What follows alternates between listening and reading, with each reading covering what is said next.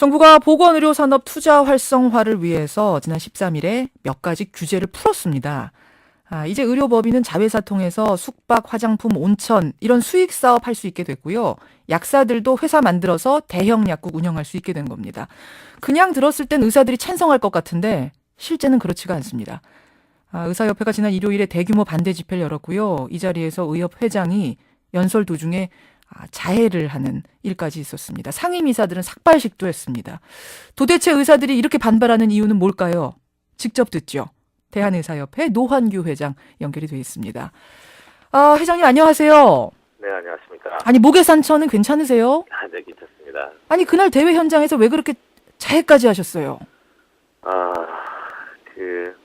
의료의 그 절박한 위기 상황을 좀 제대로 표현할 수 있는 다른 적절한 대안을 찾지 못해서 벌어진 일입니다. 절박한 부적절한 상황 일이죠. 네. 알리고 싶었다. 네.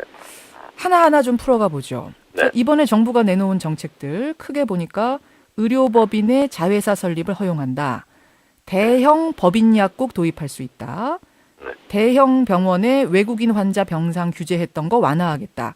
원격 의료도 허용하겠다. 맞습니까? 네. 네, 맞습니다.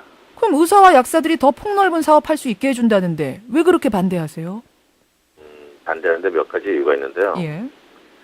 첫 번째는 지금의 건강보험 제도가 굉장히 많은 문제를 갖고 있는데 이것을 해결하지 않고 이것을 지금의 이 건강보험 제도 때문에 의료원이 왜곡이 됐는데 이런 상황에서 지금 정부가 영리병원을 추진한다고 하는 것은 그것을 더 심화시킬 수 있기 때문에 반대하는 것입니다. 예컨대 의사들은 진료를 하고 정당한 그리고 적절한 수익을 가져가면 되는 거죠. 예. 그런데 지금 건강보험제도는 환자에게 굉장히 큰 부담을 지우고 있고 그리고 의사들에게는 지금 건강보험공단이 적정한 치료비를 의료기관에 지급하지 않기 때문에 부족한 부분을 의료기관이 환자로부터 추가로 받아내야만 하는 상황이거든요. 따라서 의사들한테는 지금 양심의 부담을 지우고 있는 상황이죠. 예. 그런데 여기에서 이제 의료기관의 이윤의 극대화, 목적이 달라지게 되는 것이죠. 그런 제도가 시행이 된다면 예. 의사들은 더 큰 양심의 부담을 지우게 되고 아주 극단적으로 표현한다면 환자에 대한 착취가 더 심해질 수밖에 없는 것이죠. 거기서 우리가 단어 하나를 좀 정리하고 가야 될 것이 영리병원이라는 말씀을 쓰셨어요. 네네. 영리병원이라는 게 지금 병원하고 어떻게 다릅니까? 사실은 지금 저희가 의료민영화, 영리병원 이런 얘기를 쓰지만 원칙적으로는 다 적절한 표현은 아닙니다. 왜냐하면 이미 지금 전체 의료기관의 93%가 민간 의료기관이기 때문에 예. 이제 공공의료기관이 아니죠. 민간 의료기관이 공공의료를 떠받치고 있는 상황인데 따라서 의료민영화는 이미 됐다라고 하는 것이 맞고요. 또 모든 병의원이 영리를 추구하고 있기 때문에 영리병원이라는 말도 엄밀하게는 적절한 말은 아니지만 예. 지금 병원은 이제 투자자가 투자를 하고 그 투자에 대한 이익금을 가져가는 것은 금지되어 있습니다. 그러니까 내가 돈이 많다고 해서 그냥 병원 무조건 차리고 의사를 고용할 수는 없게 돼 있는 거죠? 그렇죠. 네. 예. 그것을 허용하는 것을 저희가 이제 영리병원이라고 얘기하는 것이고 이번에 기획재정부에서 발표한 제4차 투자활성화 대책에 이제 자법인 형태로 영리법인을 설립할 수 있도록 한 것이 이제 그것을 풀어가는 편법 수단을 강구한 것으로 그렇게 판단하고 있습니다. 철도의 경우가 굉장히 비슷하네요. 거기도 지금 철도 노조가 반대하는 이유가 민영화 아니라고 정부가 얘기하는데 자회사 설립 허용한 게 결국은 민간에게 자회사부터 이렇게 매각하려는 거 아니야 이런 얘기하는데 병원도 자회사 설립 허용한 게 그러니까 결국 영리병원으로 가는 전초전이다 이렇게 보시는 거예요? 네. 지금 근본적인 문제를 해결하기보다는 그런 영리병원 제도를 통해서 지금의 이 잘못된 건강보험 제도에 대한 구조적인 문제를 정부가 제대로 이해를 못하고 있는 것 같아요. 이것을 해결하지 않은 상태로 지금 이 영리병원 이런 제도로 간다면 의료가 그냥 괴멸되고 맙니다. 근데 이런 이제 반론하는 분도 계세요. 영리병원이 들어오면 그러니까 돈 많은 사람이 병원에 투자하면 병원 서비스가 올라가서 환자들에게 오히려 좋은 건 아니냐? 서비스 경쟁이 벌어지진 않겠는가? 이건 어떤가요? 네. 그러면 그 투자자는 일단은 투자자의 목적은 선한 어떤 사회 공익을 위해서 투자를 하는 것이 아니라 투자에 대한 이윤을 극대화하기 위해서 투자를 하겠죠. 근데 지금 현재 학교 선생님으로 제가 예를 들어서 좀 표현하면 예. 학교 선생님이 아이들을 가르치고 그 가르친 것에 대한 정당한 대가를 받아야 되는데 예. 지금 아이들한테 학습지 팔고 체육복 팔고 운동화 팔아서 생계를 유지하는 것과 다르지 않거든요. 아하. 네. 그런데 이것을 이제 이 구조를 바꿔야 되는데 이것을 더 강화하는 것이죠. 결국은 사업가 마인드로 병원을 운영하면 그 사람의 목표라는 거는 최대한 돈을 뽑아내는 거고 네. 그러다 보면 환자에게서부터 뽑아낼 수밖에 없을 거다. 이런 식으로 굴러갈 것이다. 이렇게 그렇죠. 보시는 거예요. 문제는 지금도 건강보험 제도의 구조 자체가 그렇게 되어 있습니다. 지금도요?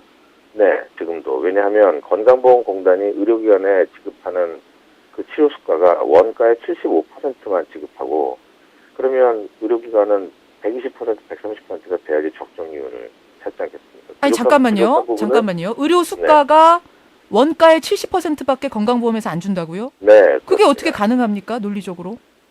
가능하지 않죠. 그게 지난 36년 동안 벌어진 일인데요. 그래서 국민들이 많이들 오해를 하시는데 그러다 보니 의사들이 부족한 수익을 환자로부터 더 받아내야 되거든요. 예, 운영을 하려면. 네, 그것이 선택진료비, 상급병 진료, 여러 가지 또 보험이 되지 않는 값비싼 수술들 그로 인해서 지금 대한민국이 OECD 34개 나라 중에서 예. 의료비를 내느라고 재정 파탄에 빠지는 재난적 의료비 발생률이 1위인. 알겠습니다. 예, 네. 그런 이제 왜곡된 걸 치유하지 않은 상태에서 이게 영리병원 쪽으로 가면은 더 환자들에게 부담이 될 거다 이런 그렇습니다. 말씀이신데, 네네. 근데 지금 정부 측에서는 이거 민영화 절대 아니라고 얘기합니다. 병원들 경영이 어렵다 하니까 니네들 수익 사업 해라. 그 수입으로 의료산업 종사자들 처우 개선하고 의료 서비스 수준도 높이면 되는 거 아니냐. 민영화 절대 아니다 얘기하는데요. 지금 정부의 주장에 모순이 있는 게 영리법인 형태의 자법인을 통해서 지금 병원에 말씀하신 그런 그 어려운 재정을 개선해라. 예. 라고 하면서 자회사는 또 외부의 투자를 받아라. 근데 누가 투자를 하겠습니까? 왜냐면 모 병원의 병역 개선을 하려면 자법인을 통해서 만들어진 수익들을 다시 병원에 재투자를 해야 되지 않습니까? 예. 네. 그렇게 되면 그렇다면 네, 외부에선 투자를 안 하겠죠. 결국에 이번에 이 법안은 병원을 소유한 사람들이 예. 병원에서 발생하는 수익을 편법으로 이 자회사를 통해서 이윤을 다시 되가져갈 수 있는 그런 통로를 열어놓은 것으로 생각을 하고 실제 이번에 정부 발표에 대해서 찬성하고 있는 분들은 예. 의사분들 중에 찬성하는 분들도 계세요. 그럼요. 예, 그분들은 네, 왜 찬성을 하시는 거죠? 그분들 중에 상당수는 제가 지금 말씀드린 이런 편법이 가능할 것으로 보고 그런 이유로 이것을 찬성하는 병원장님들이 많다고 지금 얘기를 듣고 있습니다. 그렇군요. 찬성은 그런 이유에서 찬성이 있는 것이다. 외국의 경우는 어떻습니까? 이런 식으로 시행하는 곳들도 있을 거 아니에요. 지금 영리법인의 이제 순기능만을 바라보고 또 정부는 이런 걸 추진하는데요. 예를 들어서 뭐 싱가포르나 태국이나 그런 데서 성공적으로 일부 되는 곳들이 있습니다.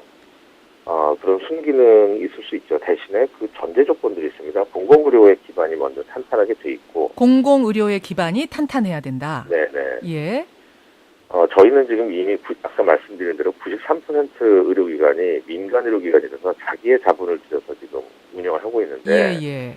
굉장히 좀 아주 특별한 상황인 것이죠. 그러니까 93%가 민간인데 사실은 공공기관인 것처럼 다 그럼요. 여러 가지 제약 속에서 있는 거죠. 그렇습니다. 근데 그걸 네. 풀어준다 하면은 그 순간부터 무너질 이제, 거다?